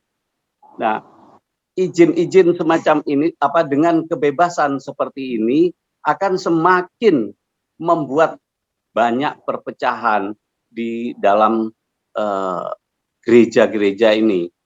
Oleh karena itu, mungkin menurut pendapat saya, kalau tidak terlalu berlebihan, lembaga-lembaga seperti PGI ini bisa minta otoritas kepada pemerintah. Saya kira cuma itu yang bisa saya tanyakan. Apakah, sekali lagi, apakah lembaga ini dapat meminta otoritas kepada pemerintah soal perizinan gereja itu? Terima kasih. Kemudian Pak Sunarso, 3 menit berikutnya, monggo. Terima kasih Bapak Ibu sekalian, selamat malam, shalom.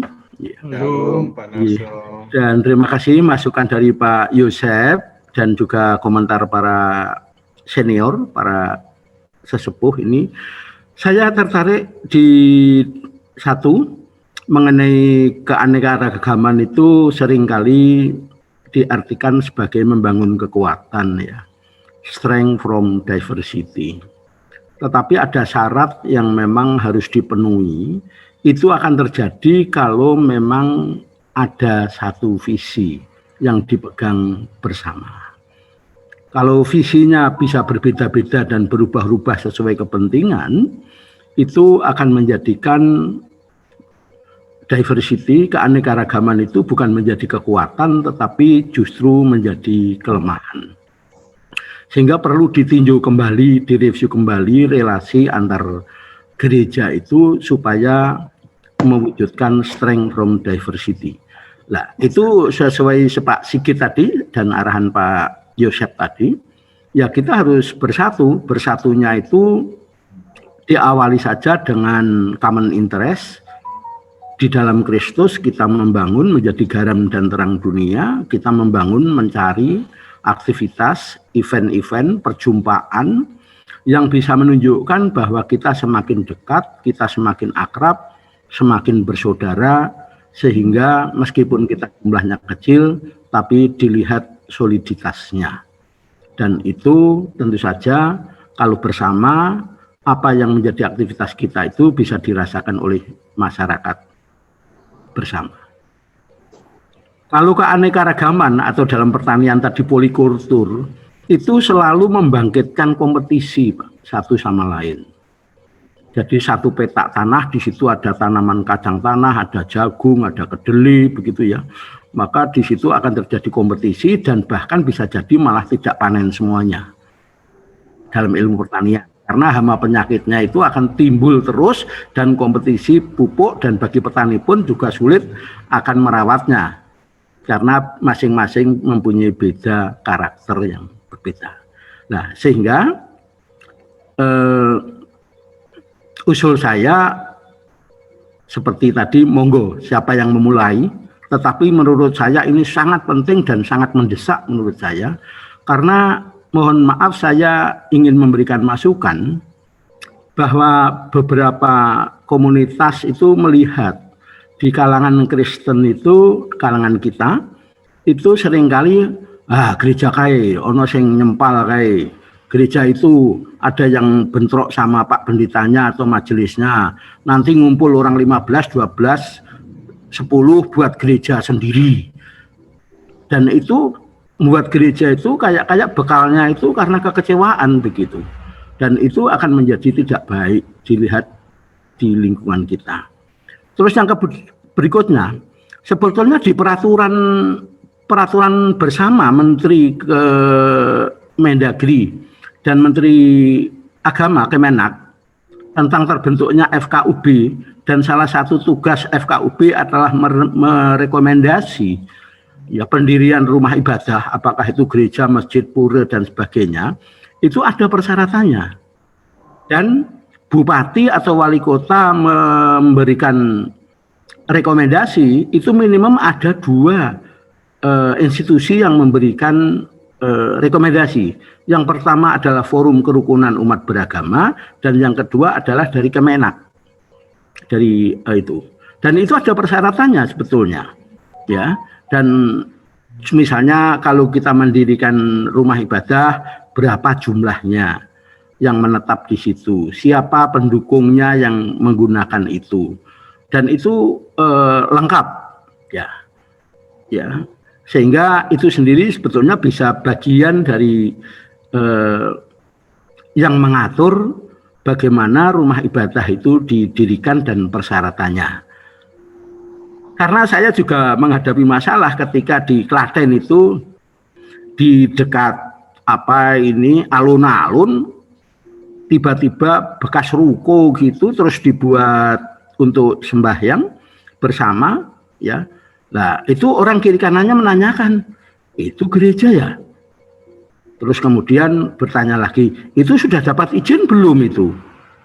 Ya, dan sebagainya dan sebagainya. Lah, ini saya kira kita perlu menyikapi dan perlu dari awal untuk segera memulai supaya eksistensi kita di dalam hal menggereja atau kita dalam satu gereja itu menjadi benar, bukan hanya benar dari sisi keimanan kita pengikut Kristus, tapi juga benar dari pandangan kemasyarakatan, tapi juga benar dalam arti peraturan perundangan. Ya, saya kira itu yang ingin kami usulkan, dan mohon maaf kalau ada kurang lebihnya. Ya, matur nuwun. Matur nuwun, Pak Sunarso. Ya, bisa langsung ditanggapi oleh Bapak Pendeta Dr. Yusef. Ya, terima kasih Pak Bardi. Saya mencoba merespon ketiga rekan bapak-bapak yang sudah bertanya. Pertama, untuk apa yang dikatakan Pak Sigit, betul Pak. Jadi saya sepakat juga bahwa memang untuk mengatasi hal ini kita harus lebih banyak mencari titik temu bersama di luar persoalan-persoalan yang boleh dikatakan atau katakanlah hal-hal atau isu-isu yang seringkali mengganjal kita untuk bisa duduk bersama.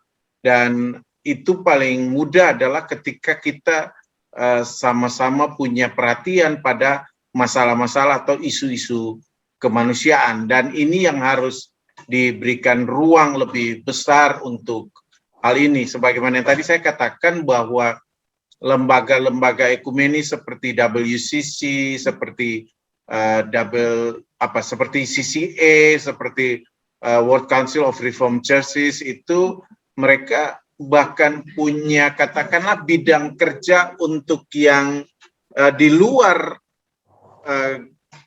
teologi atau dogma itu jauh lebih banyak gitu kan, sehingga gereja-gereja diajak untuk lebih memberikan energi yang besar kepada persoalan-persoalan ini, dan menurut saya itu akan lebih menolong kita untuk bisa berjumpa satu dengan yang lain, sehingga para pemimpin gereja itu harus lebih mendorong gerejanya untuk memberikan perhatian lebih besar kepada isu-isu atau soal-soal kemanusiaan ini. Nah, yang menjadi persoalan kan adalah sama dengan yang lain juga adalah bahwa lembaga-lembaga ekumenis ini termasuk PGI itu kan bukan istilahnya di sini super body begitu. Jadi bukan sama misalnya seperti kepausan itu yang ngatur dia turun sampai ke bawah gitu kan. Apa yang dilakukan oleh WCC, CCA dan World Council of Reformed Churches termasuk PGI atau gereja-gereja Lutheran misalnya Lutheran World Federation itu kan lebih semacam katakanlah rekomendasi-rekomendasi. Diharapkan bahwa gereja-gereja anggota bisa ikut melaksanakan program-program tersebut, tetapi dalam pengalaman-pengalaman, dalam catatan-catatan yang bisa dilihat, tidak semua gereja memberikan perhatian yang sama terhadap isu-isu atau masalah-masalah yang diangkat. Tapi betul bahwa untuk menjadi titik temu isu-isu kemanusiaan, soal-soal kemanusiaan itu harus lebih dikedepankan. Yang mana ini lalu nanti menolong kita untuk melihat, ya katakanlah, orang tidak lagi berdasarkan denominasi atau bahkan juga agamanya. Gitu. Sehingga apa yang tadi Pak Sigit katakan, kalau ada orang miskin, ada orang yang susah, kita tidak perlu tanya ini gerejanya apa, denominasinya apa, ya tapi dia itu manusia ya kita tolong gitu, tidak usah perlu seperti joknya Gus Dur gitu kan, kalau ketemu tanya dulu agamanya apa gitu kan, nanti oh ya saya Islam, Islamnya NU atau Muhammadiyah, oh saya NU kamu yang mana gitu, nanti kan harus tanya gitu, oh kamu mana, oh saya Kristen kamu GKI atau GKJ atau mana, oh saya GKI, kamu GKI yang mana, kamu GKJ, enggak perlu kayak begitu lagi gitu. Tapi ya dia manusia dan karena itu dia harus kita tolong ya. Nah, betul apa yang dikatakan Pak Sigit bahwa sebenarnya situasi pandemi ini dengan maraknya ibadah-ibadah digital itu seharusnya juga menolong kita untuk lebih bisa mengembangkan spirit ekumenis ini, karena orang berjemaat bisa lintas gereja, lintas denominasi juga, gitu. Nah, tetapi yang menjadi persoalan adalah bahwa ini toh kebebasan beribadah, tetapi apakah kebebasan itu lalu membuka kita, membuka diri kita, membuka pikiran kita, membuka wawasan kita untuk lalu kemudian melihat bahwa ya ternyata kita tidak berbeda juga gitu satu dengan yang lain. Ya kita sama-sama ya pengikut Kristus juga gitu. Nah, tetapi ini kan akan kembali lagi kepada nanti bagaimana pemimpin-pemimpin gereja itu merumuskan kembali apa yang dinamakan dengan gereja itu. Pandemi membuat kita bergereja lintas batas, kita bersekutu lintas batas. Apakah nanti kita juga dalam aksi atau apa yang tadi juga sudah dikatakan Pak Trisno dengan membangun yang ortopraksis itu, apakah juga bisa jalan nanti kalau kita katakanlah sudah keluar juga dari situasi semacam ini, atau jangan-jangan kita hanya bisa beroikumene secara virtual, tetapi di dalam aksi konkret agak sulit gitu. Tapi menurut saya harusnya ini menjadi peluang untuk kita memperbaiki kembali relasi-relasi ekumenis yang kadang-kadang menciptakan ketegangan satu dengan yang lain, karena orang bisa lihat oh gereja ini seperti apa, gereja ini seperti apa. Loh, selama pandemi dia bicara tentang kita ini satu. Nah, berarti ya harusnya itu terwujud di dalam peran-peran konkret di dalam relasi gereja satu dengan yang lain. WCC itu iya, untuk apa yang tadi ditanyakan Pak Omri soal otoritas, memang pada akhirnya karena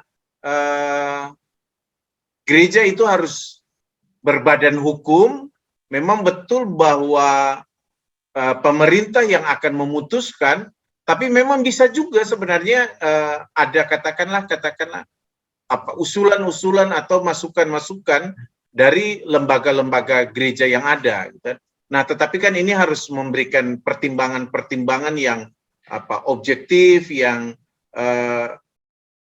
tidak didasarkan atas saya tidak suka dan karena itu saya tidak mau memberikan izin. Gitu.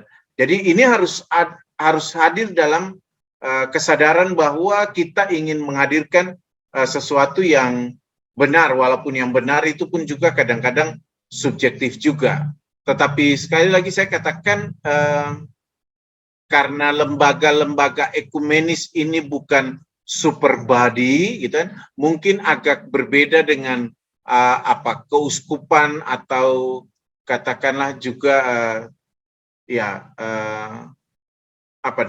dalam sistem gereja Katolik yang itu bisa diatur sedemikian rapi, gitu kan. Nah, di kita ini juga agak sulit, tidak mudah, gitu kan. Apakah yang tidak disetujui oleh PGI akan disetujui oleh lembaga yang lain? Nah, ini juga akan tidak memudahkan, kecuali kalau kita satu suara. Nah, itu akan lebih mendukung. Dan keanekaragaman yang tadi juga sudah saya sampaikan di awal bahwa kadang-kadang kita ini juga kan punya beragam organisasi, gitu kan. Ada BAMAK, ada PGI, ada PGLI, ada lembaga gereja baptis, macam-macam, gitu kan. BAMAK kadang-kadang juga bisa tampil dan dianggap sama otoritasnya dengan PGI, gitu kan. Karena dikatakan kalau PGI terbatas, BAMAK itu bisa lintas denominasi yang jauh lebih luas dari BAMAK, dari PGI, gitu kan. Bahkan ada tokoh-tokoh tertentu yang mengusulkan agar BAMAK itu mengambil alih peran PGI karena PGI dianggap tidak bisa merangkul gereja yang lain. Nah, tetapi kan ini juga lalu jadi persoalan. Gerakan keesaan itu mau dibentuk oleh pemerintah atau dibentuk oleh kesadaran gereja-gereja itu sendiri. Jadi menurut saya ini yang menjadi persoalan. Yang paling penting adalah bagaimana kita bisa sehati di dalam merumuskan hal-hal yang berkaitan dengan katakanlah tanggung jawab kita dalam bergereja, berbangsa, dan bernegara itu. Dan yang penting adalah semua itu demi kebaikan hidup bersama, bukan atas dasar tidak suka, iri hati, atau senang atau tidak senang. Pak Narso, terima kasih untuk penjelasan yang juga berkaitan dengan bagaimana kalau itu modelnya polikultur itu ya. Jadi ternyata ya memang malah lebih menyusahkan kalau kita model bergerejanya itu polikultur. Tantangan itu semakin jauh lebih besar dan malah semakin bisa menyusahkan. Dan seperti yang Pak Narso katakan juga bahwa orang akan menilai bagaimana gerejanya itu ya. Gereja ini dia berkembang, dia hadir sebagai sebuah upaya misi baru, atau hanya karena perpecahan di dalam gereja lalu tidak bisa menemukan kesepakatan, perdamaian, lalu akhirnya keluar gitu dan membentuk gereja baru. Akhirnya seperti yang dikatakan, orang melihat oh ternyata gereja ini tumbuh dari perpecahan, bukan dari sebuah upaya misi yang ingin menghadirkan kebaikan itu. Tapi ya memang itu yang terjadi, pecah, bentuk gereja baru, nanti kalau ada perpecahan lagi bisa berbentuk bisa membentuk gereja baru. Jadi memang ini catatan penting, dan ini juga menurut saya hal yang krusial gitu ya. Bagaimana melihat gereja-gereja yang lahir dari perpecahan-perpecahan, apakah dia bisa menyuarakan sesuatu yang baik di tengah-tengah masyarakat ataukah tidak gitu ya. Karena itu saya sepakat betul bahwa memang kita boleh berbeda, tetapi kalau visi kita sama atau visi kita bisa disatukan, maka perbedaan itu bukan menjadi kelemahan, tetapi perbedaan itu bisa menjadi kekuatan untuk kita bagaimana sebagai gereja bisa hadir di tengah-tengah masyarakat. Kita tidak perlu menumbuhkan sindrom minoritas itu, karena bagi saya jumlah itu tidak selalu memperlihatkan bahwa yang sedikit itu lemah, gitu. Tetapi minoritas itu bisa juga menjadi mayoritas di dalam segi tertentu, bisa dalam pengaruh, bisa dalam kekuatan berpikir, dalam kekuatan yang lain, gitu kan. Kalau ya yang minoritas itu juga punya kekuatan yang dipupuk dan dikembangkan secara bersama-sama. Tapi kalau sudah minoritas dan kita pecah di dalam, kita tidak bisa menyamakan visi bersama, ya akhirnya minoritas itu akan terus menjadi sindrom yang membuat kita merasa bahwa wah sudah sedikit, semakin tidak bisa apa-apa, dan malah semakin dikesampingkan oleh yang lain. Harusnya tidak seperti itu. Sindrom minoritas itu sudah seharusnya disingkirkan dari dalam kehidupan kita, karena kita sebenarnya juga punya kekuatan yang bisa kita keluarkan dan kita bisa berdayakan dia untuk kebaikan gereja dan juga kehidupan bangsa dan negara ini. Terima kasih Pak Bardi, itu respon saya. Terima kasih Bapak Pendeta Dr. Yosef Yohanusa. Saya pikir memang tadi kalau disinggung kita tidak mungkin satu gereja ya. Memang bukan satu tapi esa ya. Jadi memang karena esa itu kita bersatu berarti tidak harus kita sama persis gitu ya.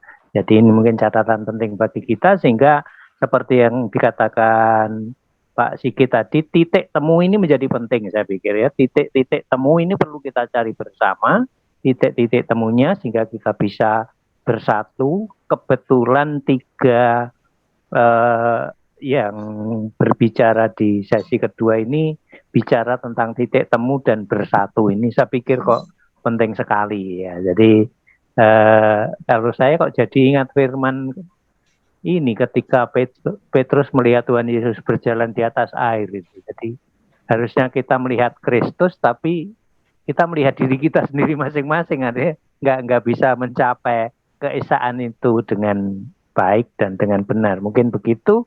Demikian dari saya.